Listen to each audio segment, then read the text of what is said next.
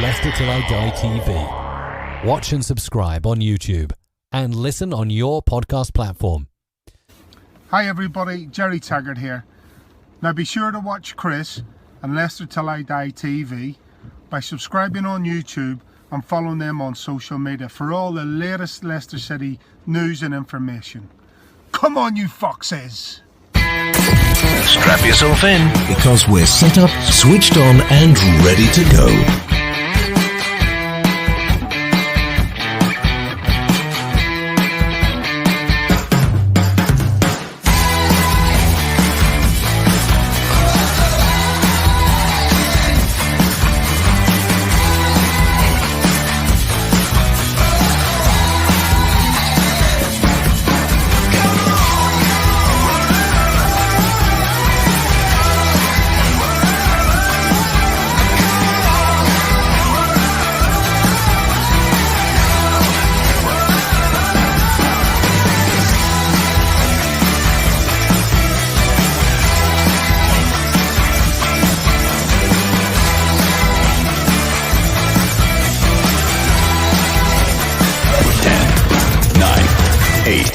Seven, 6, 5, 4, 3, 2, 1.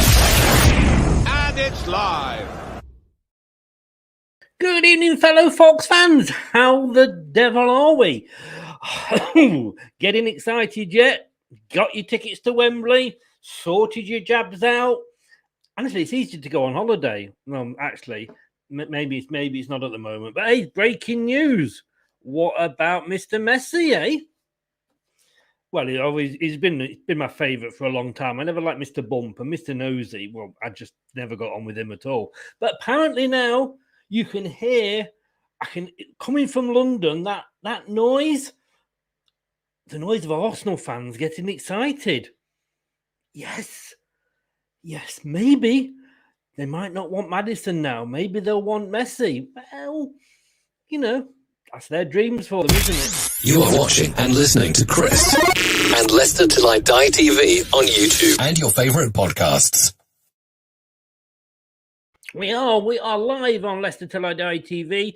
Leicester Till I Die. Let me put my teeth in. Leicester Till I Die TV on Facebook, at Leicester TID on Twitter, and Leicester Till I Die TV at YouTube. And if you are on YouTube, we are getting so close to that 1,000. Please nip over and give us a sub. We would be ever so grateful. A couple of hellos there. Hello to Melina. Hope you've avoided those roundabouts. Hope you're well. Hope your dad's getting slowly better as well. Thoughts go out to him. David, I'm good, well, excited and worried at the same time. Matthew, young man, how the devil are you? Not seen you for a while. Thought your truck had broken down in Champagne country in France there, and you just decided to stay. Anyway, let me get my colleague in. He's here. It is the game master himself. But tonight, just for the chat, it's Craig. Good evening, sir. Good evening. Did you say game master? I just wanted to make sure that you put the M in there. Yes. Yeah, yes. Yeah. I couldn't afford it for you to sue me. How the devil, look at this. Wembley ready and waiting for us. We might well have just stayed down there, mightn't we, really? I know it'll be nice to go back without the pressure that we felt last time, I guess, although we did perform. But this is it's a glorified friendly at the end of the day, isn't it, this one? And I would have to say depends on the score after 90 minutes. If we lose, then yes, it's just a glorified friendly. But if we win, it's a major trophy. It is a trophy. Not that we haven't already got it, of course, but it is the Premier League winners there in Manchester City against the FA Cup winners in Leicester City. I'm a little bit worried. I'm not going to admit I was there for the Man United one. I just don't know what's going to happen. I mean, first of all, we should say all the best and best wishes to Wesley Fofana. Yeah. We'll come on to that a bit later when we're looking at a couple of key players. But we're going to have to go out and buy somebody now, aren't we? I don't think we have a choice, to be honest. You know, they were talking of buying a centre half anyway because we were a little bit short there with Big Wes retiring. Yeah, and obviously Johnny Evans' ongoing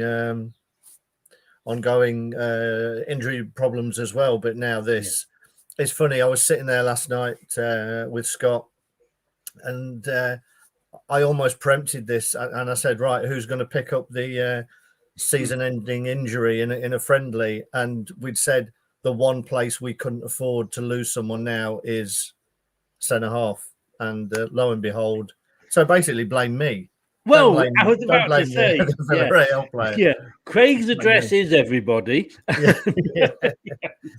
But no, we've definitely got to go into that. As I say, I think we were going to be in the market there anyway. It's just accelerated it now, and it depends how they want to play it now. Whether they decide to switch more funds to getting someone who is going to be more comfortable playing a part, a bigger part than they probably would have done. Let's say, for instance, they were going to go for Kabak. Yeah. And would have been playing third, fourth fiddle, with Johnny Evans coming back, would he have been fourth choice?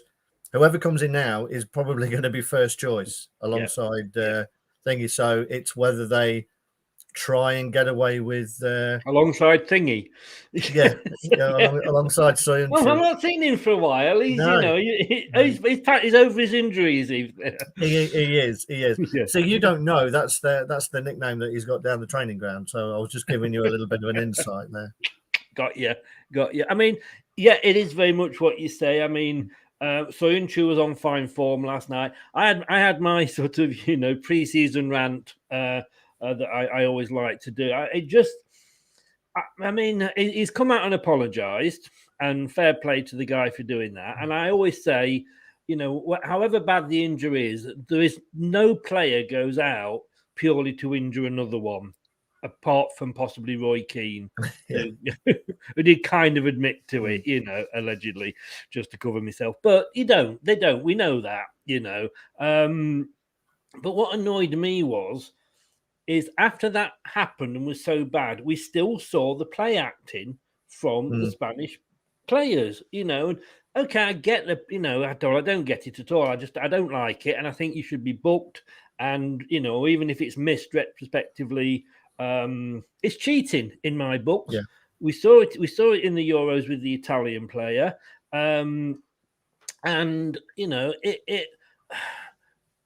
It's just simply just cheating, and I think UEFA and the FA need to grow a pair of balls and say we will be looking at diving as well and these injuries, and there will be retrospective action taken against you. But for them to then just carry on falling over like they've farted and blown themselves forward, to me it just took Villarreal down to the depths for me. Yeah, I think their keeper took a slight knock almost as soon as the game had restarted and stayed down there. And I think that, whether you'd got a little knock or not, I think that just showed a lack of respect after what had just happened, for a lengthy delay for somebody clearly having a bad injury. And I know, as you say, people don't go out to hurt people, but I think he went out to leave something on Fofana. It was because a bit of revenge, I think, wasn't it? Yeah, because of the challenge earlier in the game where he was rolling around holding his shin because I think he'd got a graze and nobody supplied any plasters quickly enough for him. But so I definitely think he saw the opportunity to leave one on him. I'm sure he never meant it to be that serious, and it was all unfortunate the fact that his foot got trapped underneath. But and I thought it was a bit insensitive, really, for Unai Emery to leave him on the pitch, and the fact that he stayed on and went on to score, even more salt in the wound. I mean, again, Unai Emery, I think, is, how can I put this? Basically, a little shit, because they were saying that you know, in the previous game, similar had almost happened, and he was up and down screaming, and he just sat in his seat, scratching his arse, you know, not showing any worry at all. No, there was no remorse at all, was there? If I'd have been Brendan, I'd have been tempted not to shake his hand after the game. Yeah, but that's it. You uphold your own standards, don't you? And I think that's where Brendan was coming from there. It was, and we respect him for that. So yeah, we've got sort of James Justin out. We've got Johnny Evans out. Castagna, he's back in training, but will he be fit? Worry with Kabakis, and we'll just stay on this point before we sort of, because it is going to affect the season, obviously, and it affects sadly because he was having a great game for Fana. I thought he looked absolutely he did shit hot yesterday. Yeah, the pair of them looked great. To be honest, I thought Soyuncu had a great game. Looked composed. Obviously, got his goal, but the pair of them did look really, really strong, and you know, we're biting into tackles, getting to the ball first, and coming out with it and playing as well. I thought they looked really, really solid. Yeah, I mean, you couldn't tell looking at that who was the European champions or no, the Europa League champions. Yeah, not at all. And it is that thing with Kabak. You know, apparently we've been linked with him for most of the summer anyway, and I know he was. The first one that you talked to Fabrizio about a video, which I believe is still available for those who want to watch it. It is indeed well plugged, so thank you very much.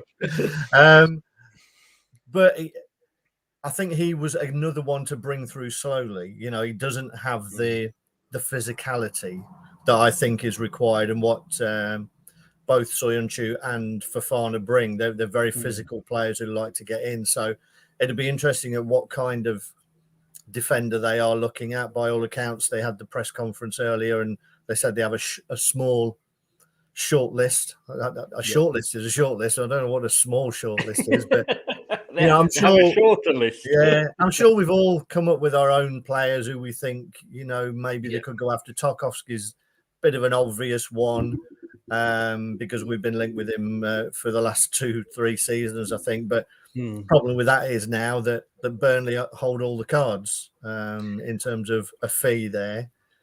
They do, but he has only got a year left on his contract.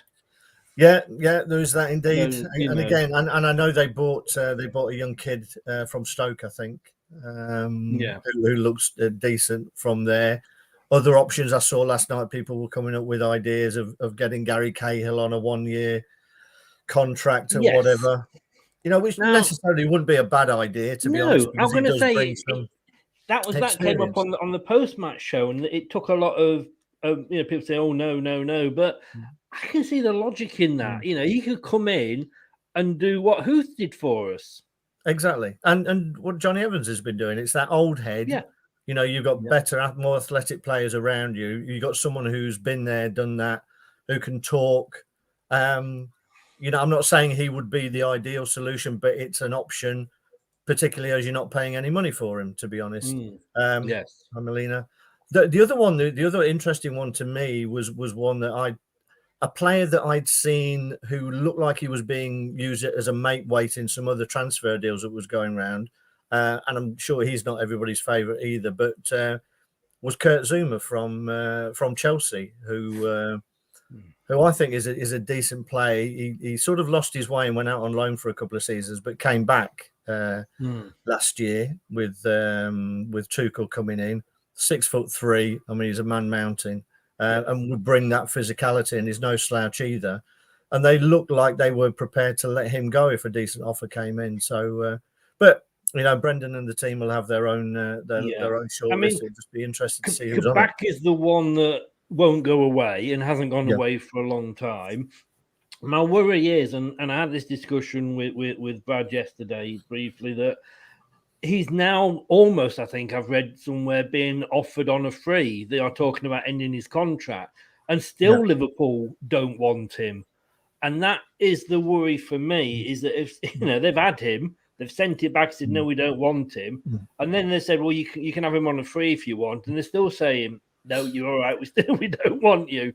I think a lot of that is because they've signed somebody else. So they signed this Kaunde, a couple of weeks ago. So it would be bringing in a player just because he's free, to be honest. You know, he's going to take wages up and he's not going to play. So I could understand why they're not going for him, you know, because if they hadn't have brought somebody in, maybe, but they brought this Kayunde in.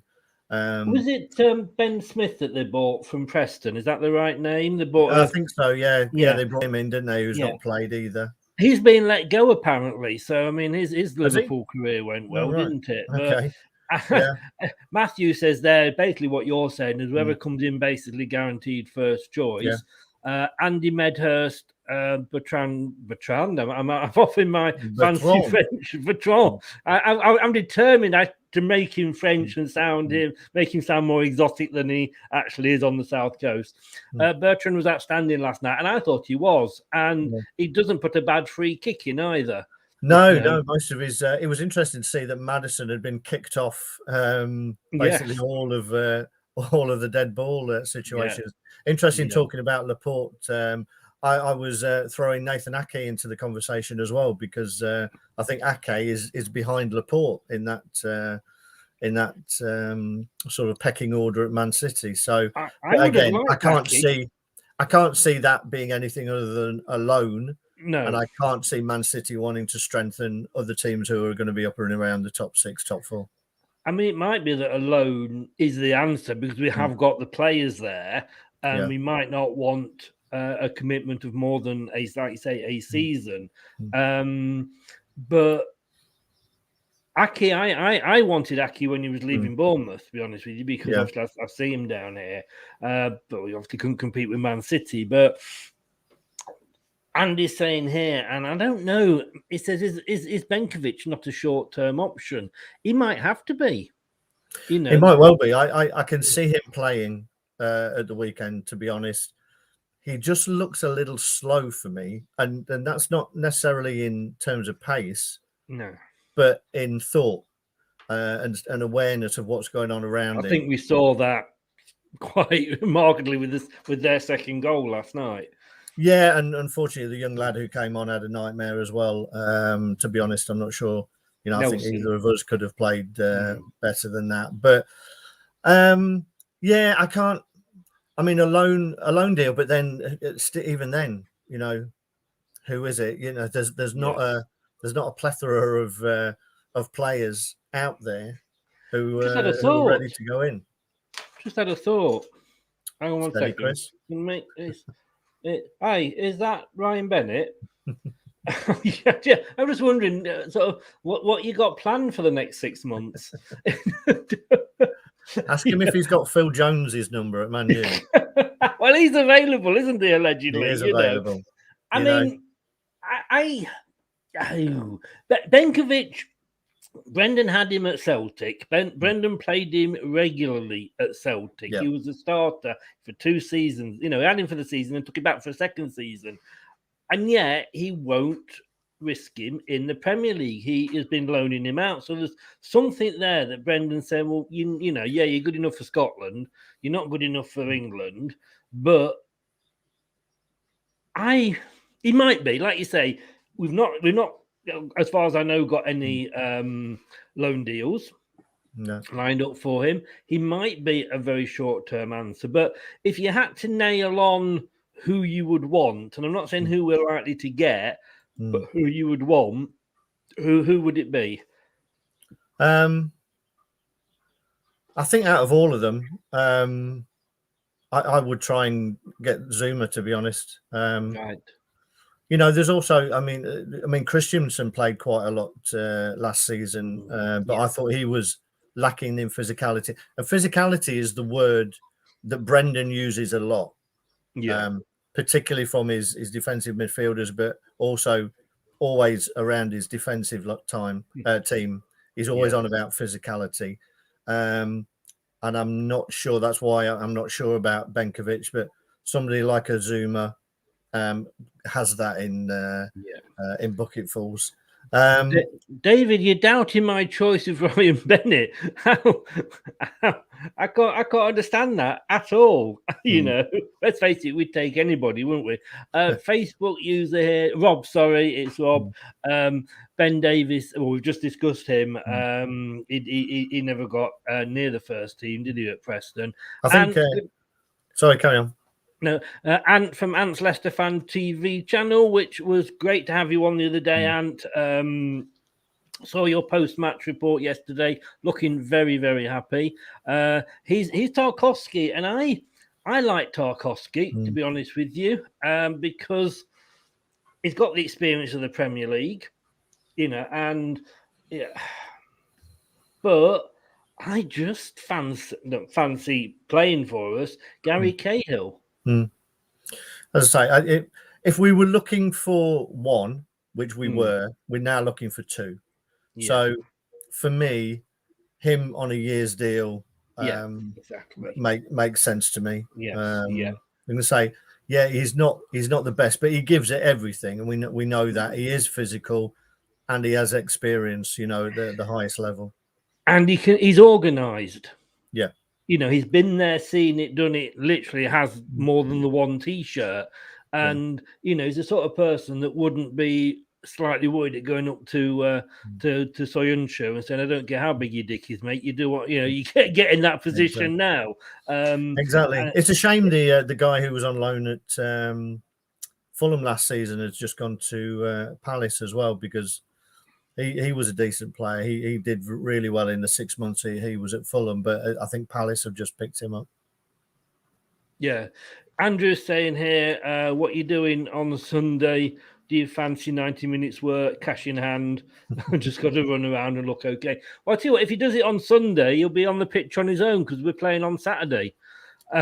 Andrew, I don't know what I might just stay over and just pop along and see you running around the pitch there, Craig.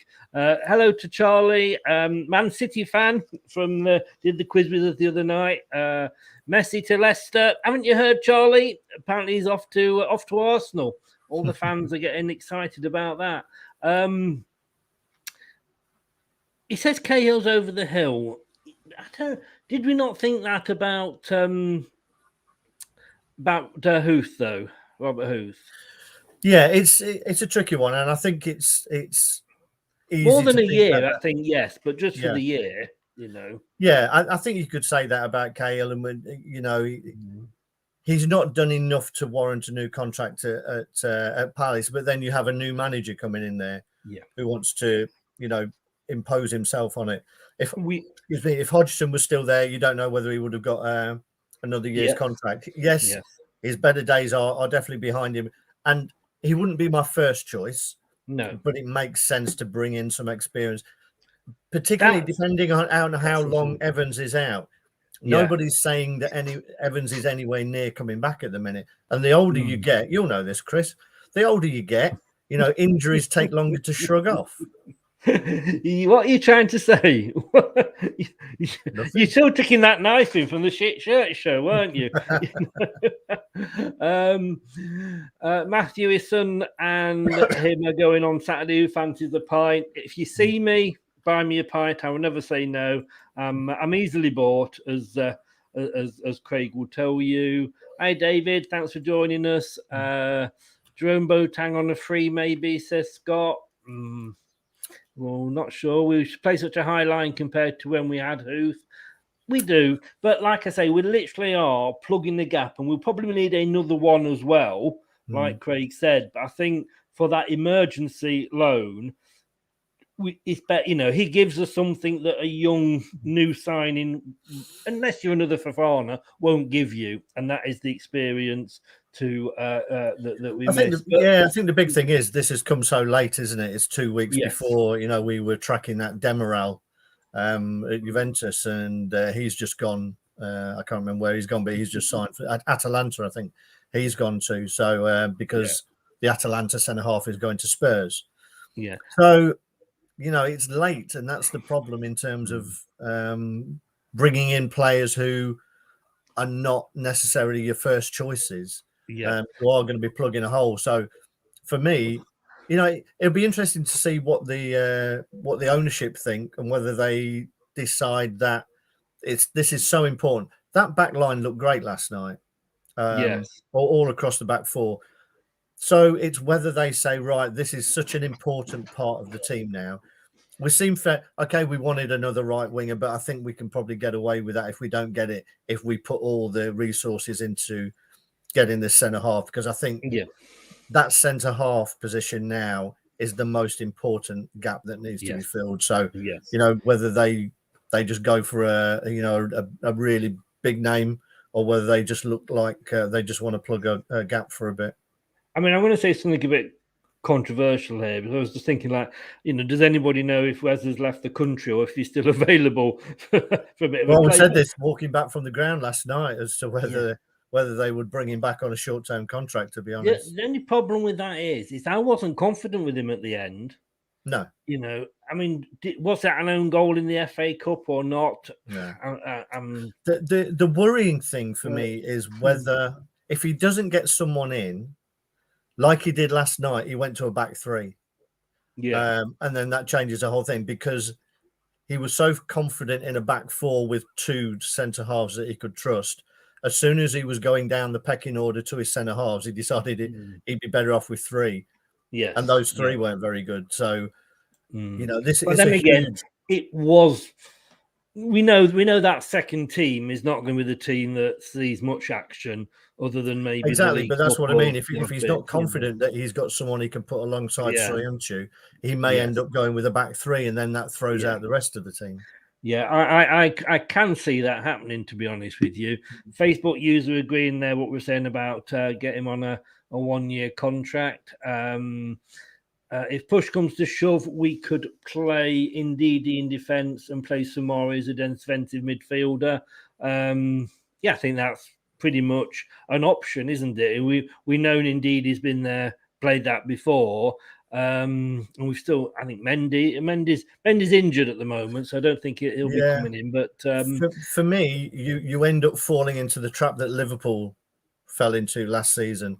They took their best best defensive midfielders out and put them as a centre half. So you weakened two areas of the pitch. Yes. For me, Samari looked last night like he wasn't as disciplined. You know, he wanted to. If there was a gap, he would go forward. So he's almost going to have to learn that role a little bit more. And I think, indeed, he's not a natural centre half. He does a decent job. But for me, it was like Liverpool putting Fabinho back there. Their midfield got weakened, and it didn't particularly strengthen their back line. Yeah. And it happened with us last season when we did put Ndidi in the back. Like you say, you're not really strengthening the back line as much as you weakening the midfield. And at the end of the day, and I've been saying a lot recently. We are Leicester now. We've got a little bit of money behind us. We're not we're not penniless. We know that this is the problem. Let's just hope that they get round to dealing with it very quickly. But we will see. It's not Leicester's ways, is it? No. But let's have a look. There is a small matter of a match. Not as the guy said earlier, Sunday, but Saturday at 5:15 at Wembley. It's on ITV, free of air, or lcfc.com. Or you can listen. It's covered on TalkSport, BBC 5 Live, and of course Radio Leicester. You're going to be there, young man. I will, and so will you, Chris, by all accounts. I will indeed, as long as I've got the right documentation. I've got me double jab card, and I'm going to get it to tomorrow so that it doesn't run out. I'm going to get me QR code off the NHS app, so I think that covers me. If not, I'll just storm the turnstiles and get in. Why not? It seems to be the way. It does. How confident are you feeling? Not at all. No. Having said that, I think last night I would have been a lot more confident if we hadn't have picked up that injury last night, because I thought we looked really good. It was like, it was chalk and cheese from the previous friendlies that we've had. Yeah. Everybody played their part, even Perez, who I know doesn't have a lot of fans on here. You But scored. I thought we looked strong all the way through the team. I Yeah. thought Daka looked good when he came on.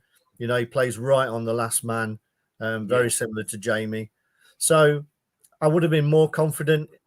It depends how this has shaken the team as well, because you saw, okay, it wasn't just the back line, but you could see after that had happened, it had that effect on the rest of the team. You know, the rest of them didn't want to be going into challenges as much as they might have done beforehand. So I don't know. I mean, Man City have been looking pretty ominous in their pre-season friendlies, and they haven't even got all their players back yet. So, yeah, I'm not overly confident. I just want us to put up a decent display, to be honest, and use it as it's another friendly. The important game is the one the week after. It is definitely. I mean, you know, looking at the pre-season, and you know, 3 games that I could see that Man City had played, 3 games that they had won, but you know, again, it was giving legs a run out games. Preston, Barnsley, and Blackpool. If they hadn't got 3 wins, you would have sort of had to question it, wouldn't you? And we've sort of grown into ours. We drew and obviously lost on penalties with Burton, lost to Wickham. The QPR game was probably, to be honest with you, one of the best 3 seasons I have ever seen. It was an amazing game.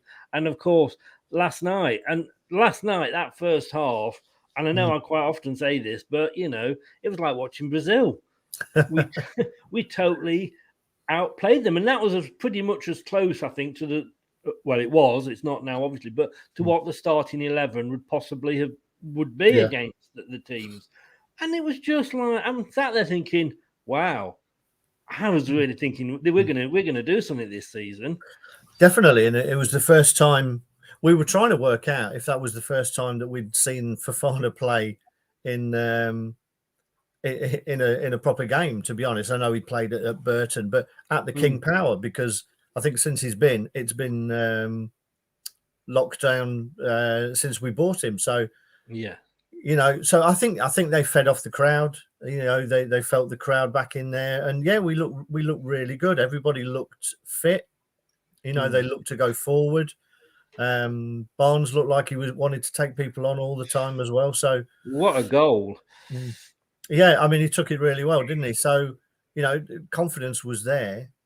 So yeah, we look good, and you know, sometimes we often do that, don't we? You know, it's easy to say we're gonna get hammered when we come up against the big teams, but you know, we are a decent team these days. So exactly. I mean, and let's not forget, you know, last season. All right, I mean, it was Manchester City's first game.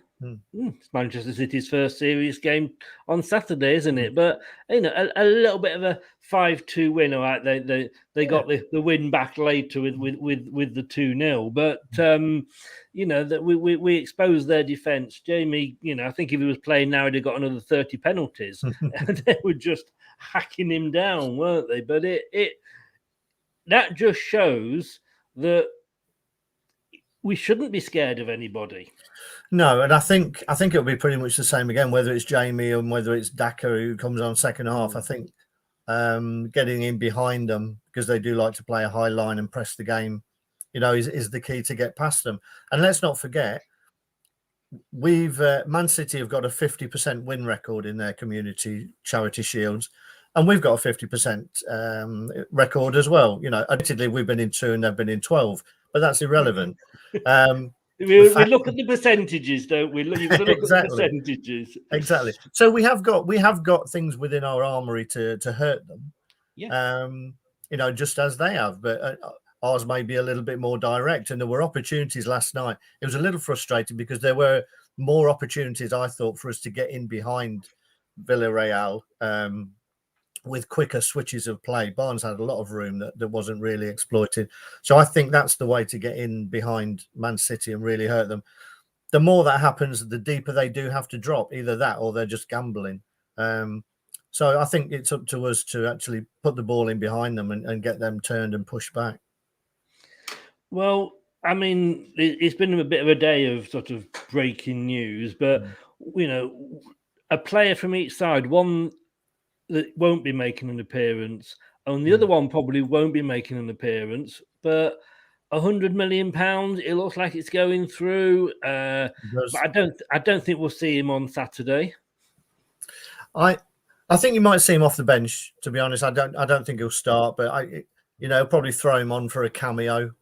But it depends again whether people will start thinking now whether they can afford to play players in these preseason friendlies. But I was going to say, can you imagine? I don't know.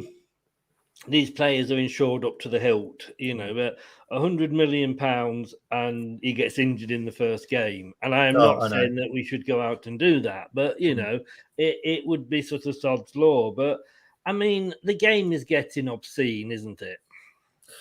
I mean, as I say, I don't know how it works with financial fair play. I don't know what financial fair play is anymore, to be honest. I think it's like if you've got the money, you can spend it. If they manage to bring in Harry Kane as well for another 120, 130 mil, then I'm not sure someone needs to point out make us aware of what the actual rules are of financial fair play, because it just seems they're throwing money around. I think the thing with Grealish was, although there were mixed reports, it did sound like there actually was a release clause in that contract, which was 100 million. So probably the only way they were going to get him this summer was by using that release clause.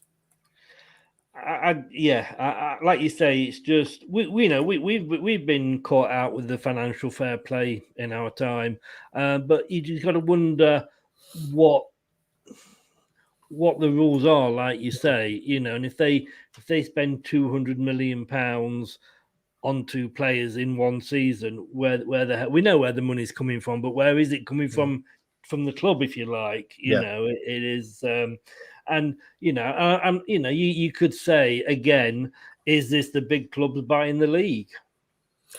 Well, it seems to be, doesn't it? If it's is it going to become kind of a Bayern Munich situation where they just snap up the best players from every other team, which Bayern Munich seem to do?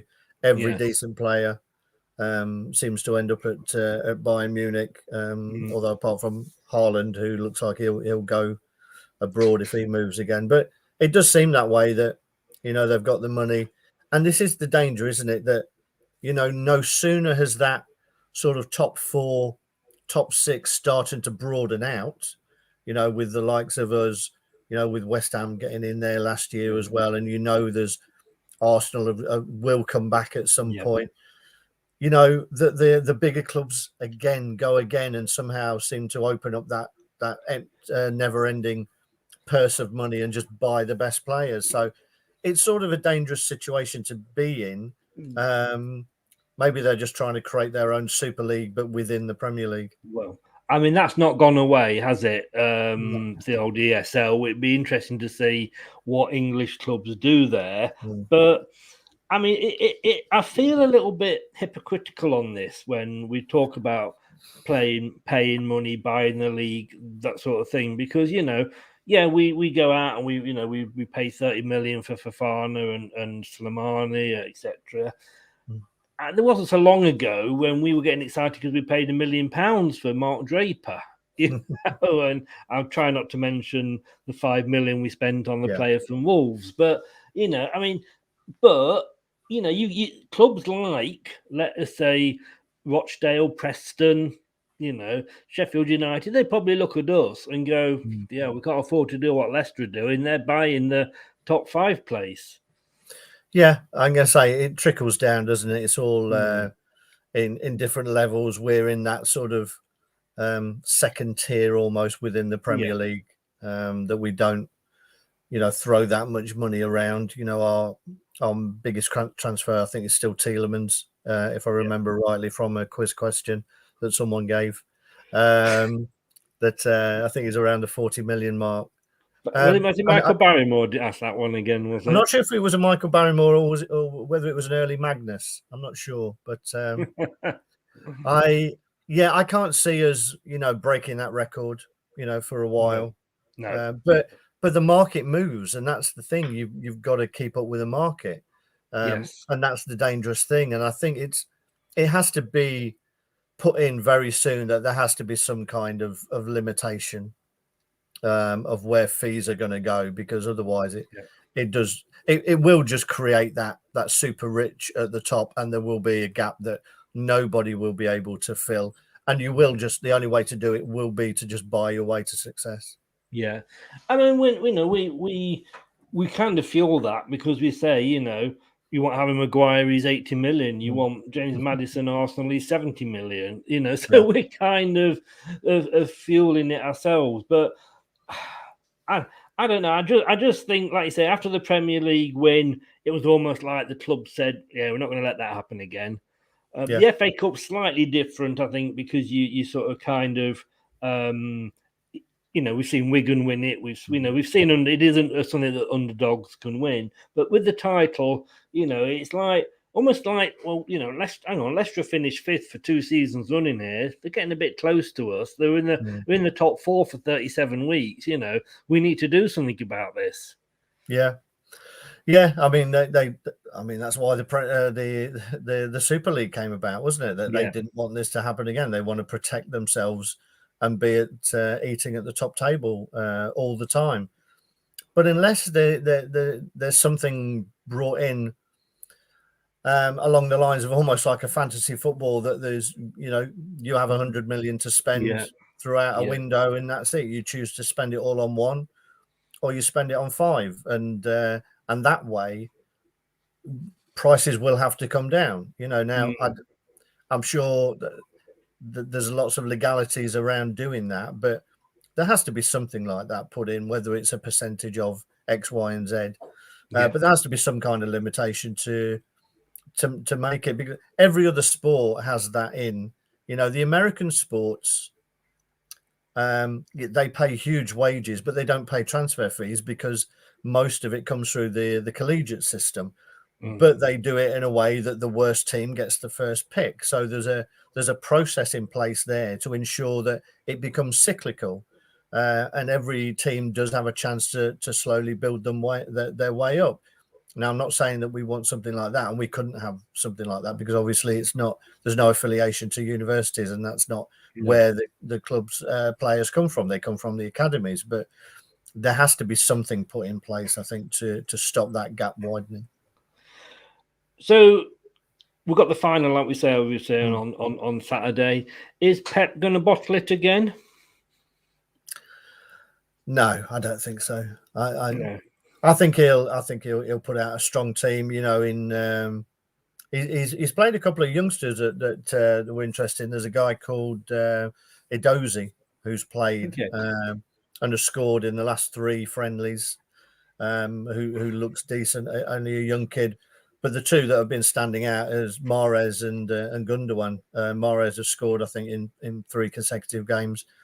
So those 2 look like they've got a really good connection going on again. Because I don't think Kevin De Bruyne will be back for this one. So I think it'll be Gundogan. Cancelo's playing really well. He played well in patches last season. So they've got a great squad, haven't they? And I don't think Pep goes to any game at Wembley thinking that he doesn't mind if he wins or not. He wants to win. He did, but when you look at, he called it totally wrong in the Champions League. He did, and that's something that happens, though, isn't it? Coaches start believing almost their own hype that they're untouchable, and they try and be clever. And he was trying to be clever and outthink the opposition, and thought he could take the game to them, but it backfired on him. And by then it was too late. And let's not face it. I mean, Chelsea are no mugs. You've got to be a really good team to beat Chelsea, as we saw in the cup final. Indeed. But Chelsea are going to push them this year, I think. Yes. Particularly if they get Lukaku over the line, and that would be really interesting. That's looking like that's more and more likely by the day as well. So I think they're going to push them, and so Pep will be wanting to lay down a marker, I think, in the game on Saturday. It's going to be a very interesting season, and the only thing bit to come for Saturday is I don't think it goes to penalties. I think it's a draw at the end of the 90 minutes. That's it, isn't it? What, you just share it? I thought it went to penalties, to be honest. But Oh, I thought you shared it. I'm not. I thought that was in the old days, to be honest. I think, TV wants a winner these days. I don't think it's like you can just get together like a bronze medal, a gold medal in high jumping and decide that you're both going to get the prize. I think it goes to penalty. I'm sure there's one of our esteemed viewers will be frantically Googling. Oh no, as you're Arsenal probably doing beat now. Liverpool. Arsenal beat Liverpool 5-4 on penalties to win the FA Community Shield. Yeah, that was 2020. So, I'd forgot. I thought it was literally 90 minutes. Lawrence has he's just agreed with what we said there. Yes, there are penalties, and bugger, please not another Burton, please. Because we definitely went for a Burton there, didn't we? Yeah, that's as good as it gets, isn't it, Chris? It is. That is as good as it gets. And although I think if I said it with my shit shirt on, I think that would actually portray it more, portray it better. I love that shirt. I did. Right, Craig. I'm going to ask you this, as you know, I'm going to here. Score prediction. Well, I can't go for us to lose, can I? So I'm going to go 2-2, and we win it on penalties.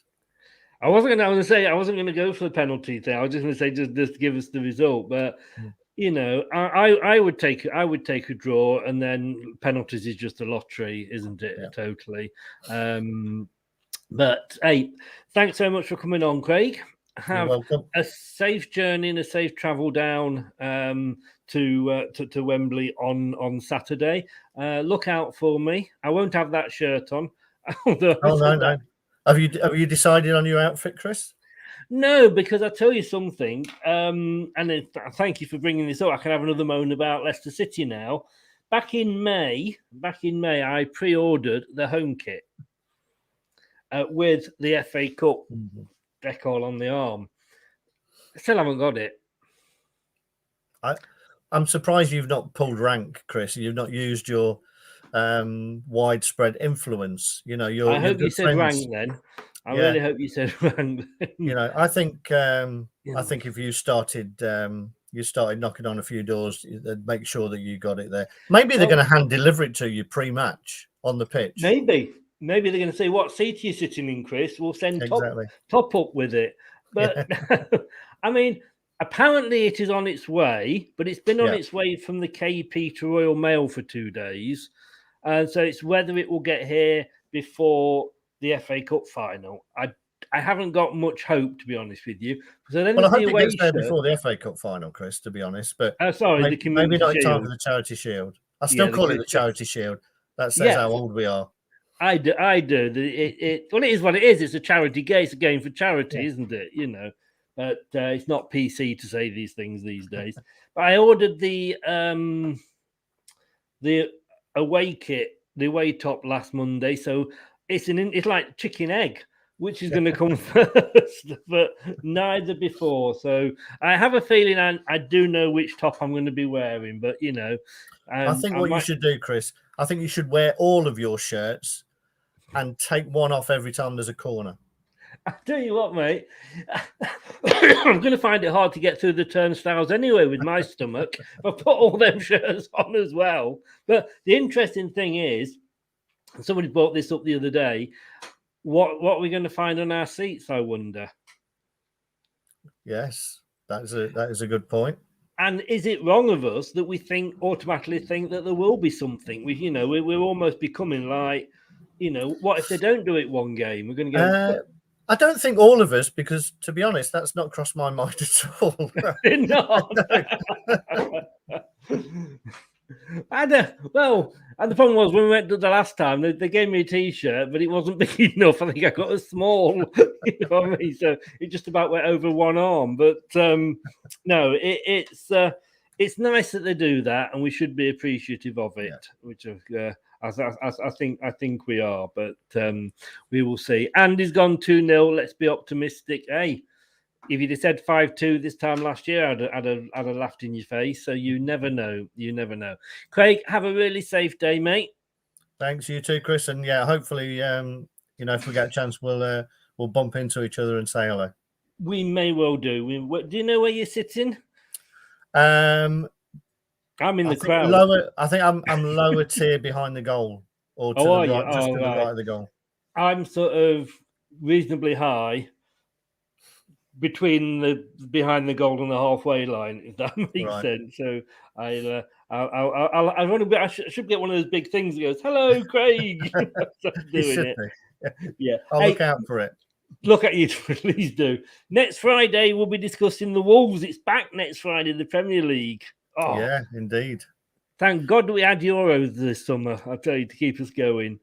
But hey, thanks for this, Craig, as always. You're welcome. Enjoy the game. I mean, it'll be a great atmosphere, whatever the result. Yeah, it's just, I think it's a case of we're just there, and the fact that we are there is the thing, So fingers crossed. Stay safe, mate. Have a good journey, and we'll see you. If I don't see you down there, I'll see you next week. Yeah, cheers, mate. Bye, everyone. Cheers, thank you. So Wembley, here we come. Yes, I'm going to be there with my son and his girlfriend, who wasn't into football, but he's converted her into a Leicester City fan. As I said, she's a bit of a keeper. Can't wait. Literally can't wait. If you are going, guys, please drive carefully. If you're going on the coaches, please stay safe. Don't do anything that I wouldn't enjoy. Don't do anything stupid. It's a game of football. We're going to enjoy it, win, draw, or lose. So just make sure you enjoy yourself. We're going to be back on the channel on Sunday at 1:00 because obviously I'm going to be down at Wembley, so there'll be no one. Andrew says here, as long as I don't wear no top. I tell you what, if I took my top off, you couldn't tell the difference between me and Jordan. If I had a shave, I'm quite hirsute. Miss Melina, I like the hat and the kit. Hey, colour coordinated, you see. I'm nothing if not professional. But anyway, 1:00 on Sunday, we're here with the post-match shows. Like I say, Saturday night, obviously I'll be travelling back from Wembley way. And if I'm up and if we've won, not hungover, me and Brad, 1:00 on Sunday. And then 6:45, and there's a reason for it, but 6:45 on Monday, we've got the prediction show. We're going to be getting a lot of the fans on from the clubs in the Premier League, and they are going to guess where their teams are going to finish next season. So it could be interesting. Could be interesting. Let me think about that one, Scott. It's been a long day, and I'm trying to think who you mean there. But hey, stay safe, guys. Thanks to Craig for joining us. The voice of sense. And it's needed because you've got me as the other option. See you Monday, 1:00, Sunday, 1:00. Let's hope we're talking about a win. Come on, you foxes. Hello, have a good weekend, Matt Elliott everybody. here. Be sure to watch Leicester Till I Die TV on YouTube and follow all their social media platforms for all the latest updates and news on Leicester City Football Club. Thanks for watching Leicester Till I Die. This is Chris saying goodbye and see you next time.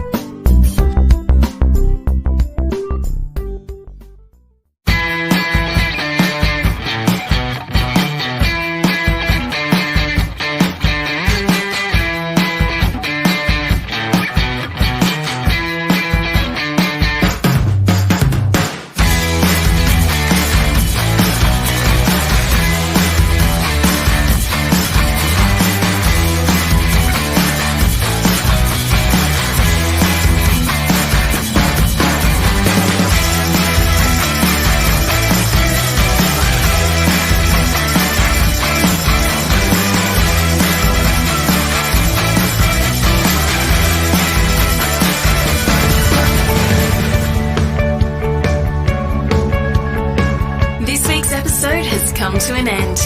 But the fun doesn't have to stop here. If you have any questions, suggestions, or feedback, head over right now to Twitter and Facebook and like, share, and get involved. Join us next time.